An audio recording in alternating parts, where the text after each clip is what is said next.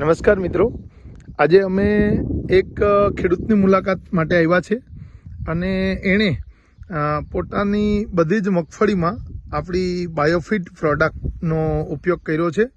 તો એ ઉપયોગ કર્યા પછી આજે એને કેવું રિઝલ્ટ મળ્યું છે તે રિઝલ્ટના શૂટિંગ માટે આવ્યા છે.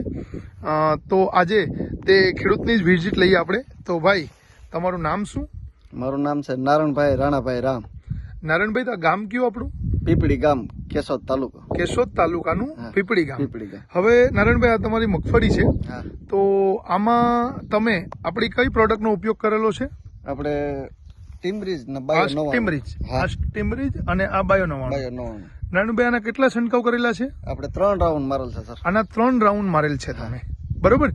આ બધી મગફળીમાં તમે 3 રાઉન્ડ આના મારેલ છે. તો આ પ્રોડક્ટનો ઉપયોગ કર્યા પછી આજે તમને એનું શું રિઝલ્ટ જોવા મળ્યું છે? આ તમે છોડવા ઉપાડ્યા છે, બરોબર? અત્યારે હા, શું રિઝલ્ટ?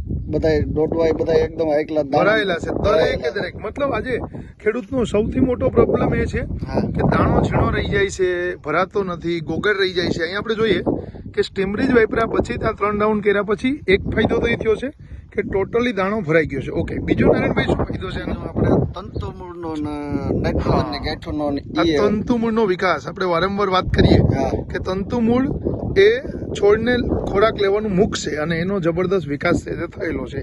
તો આ આપણે જોઈ શકીએ છીએ. તો નારાયણભાઈ, આ પ્રોડક્ટ વાપરીને તમે ખુશ છો? ઠીક છે, બહુ ખુશ. બરોબર. બીજા ખેડૂતને તમે શું કહેવા માંગો? આ પ્રોડક્ટ વાપરવી જોઈએ કે? આ પ્રોડક્ટ વાપરવી જોઈએ. આમાં છેતરાવા પણ નથી ને? નહીં, જરાય નહીં. ઓકે, આભાર નારાયણભાઈ તમારો.